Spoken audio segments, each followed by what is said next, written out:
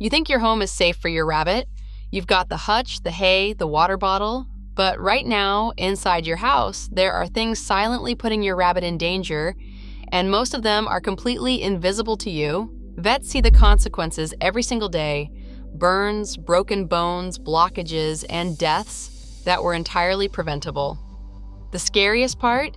They all come from habits owners thought were harmless. Here are 7 of them. 1. Electrical cords. Let's start with the one that kills fastest. Your rabbit sees an electrical cord the same way they see a root or a branch in the wild.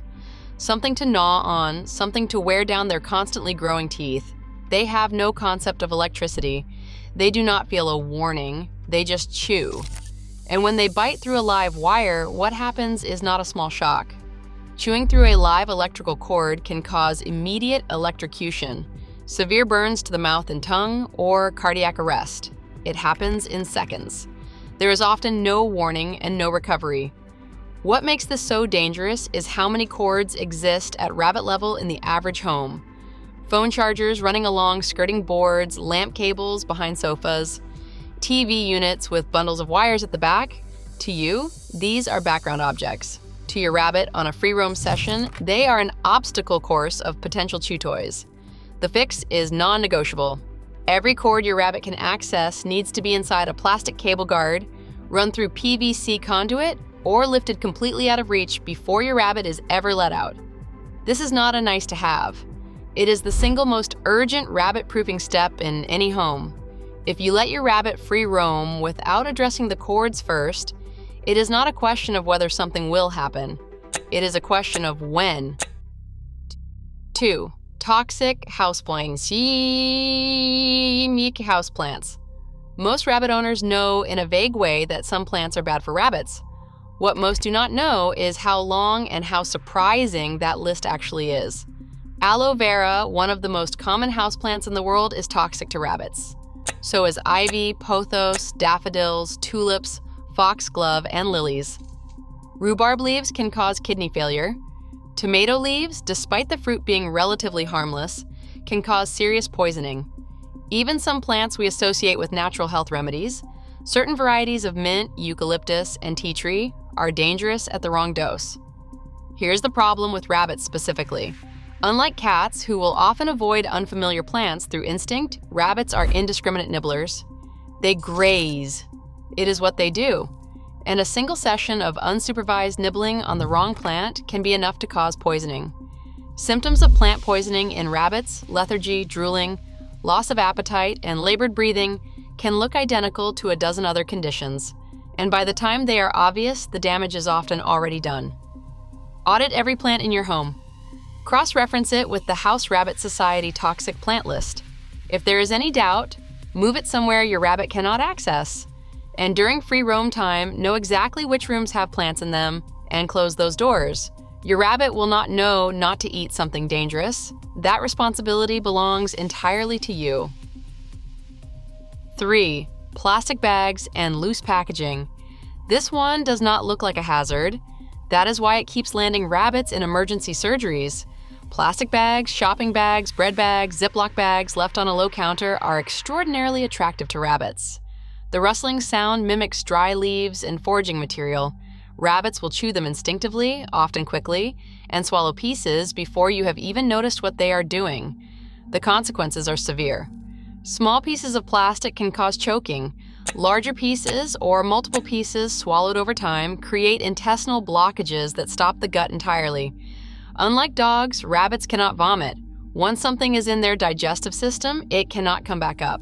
The only options are surgical removal or, in many cases, euthanasia. Packing peanuts, bubble wrap, rubber bands, and cable ties fall into the same category. Any loose plastic or synthetic material at floor level is a potential blockage risk. The rule is simple: nothing plastic lives on the floor or on surfaces your rabbit can reach. It takes 30 seconds to pick up a shopping bag. It takes several $1,000s and a lot of heartbreak to deal with the alternative. Ask a rabbit owner what they feed their rabbit, and most will say pellets, some leafy greens, and hay on the side. Pellets often come first. That order is the problem. Hay, specifically Timothy hay or orchard grass, should make up 80 to 90% of an adult rabbit's diet, not as a supplement, not as bedding with some nibbling on the side. Make it the primary, constantly available food source.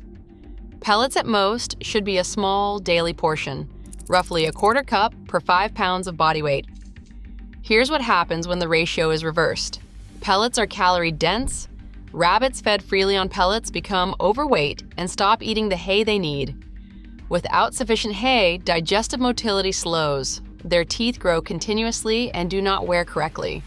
And the stage is set for gastrointestinal stasis, a condition where the digestive system slows or stops entirely. This is the leading cause of death in domestic rabbits. Seeds, dried fruit, and many commercial treat mixes make this worse. They are high in sugar and low in fiber, and a rabbit who eats them will preferentially avoid the hay that keeps them alive. The switch is simple. Make hay the constant. Remove treat mixes entirely. Reduce pellets to a supplement. It is the single most impactful dietary change you can make, and veterinarians recommend it unanimously. Small enclosures. How much space does your rabbit actually have? The minimum cage size advertised on most pet shop enclosures and sold as perfectly adequate is not close to adequate. A rabbit needs space to take at least 3 to 4 consecutive hops, to stand fully upright on their hind legs, and to lie fully stretched out in any direction. Most retail hutches fail all 3 of these criteria. This matters beyond comfort. Rabbits kept in small enclosures develop chronic physical and psychological problems. Muscle atrophy from inactivity, spinal problems from being permanently hunched, and behavioral symptoms, bar chewing, circling, overgrooming, that exotic vets recognize as indicators of severe stress and learned helplessness. A rabbit that has given up moving is not a calm rabbit. It is a rabbit whose environment has taught them that movement is impossible, so they've stopped trying. The standard recommended by welfare organizations is a minimum of 12 square feet of living space combined with at least 24 square feet of daily exercise space and 4 or more hours of free roaming time outside the enclosure every day. If your current setup doesn't meet that, it's worth knowing, not to feel guilty, but to change it. More space costs less than the vet bills that come from not having it. Slippery floors. Slippery floors cause hind leg injuries. This is the hazard that surprises people the most because it seems so ordinary.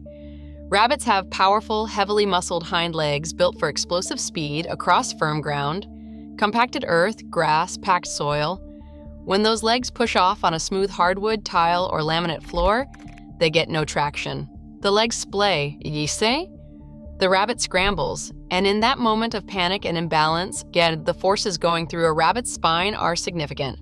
Veterinary records consistently show that slipping on hard floors is one of the leading causes of hind leg injuries and spinal fractures in domestic rabbits. Their bones are fragile relative to their muscle mass. A rabbit that kicks out in panic while being lifted, or that loses footing and twists mid-movement, can fracture a vertebra. Partial or full hind leg paralysis from spinal injury is not rare. It is a documented, recurring consequence of exactly this kind of accident.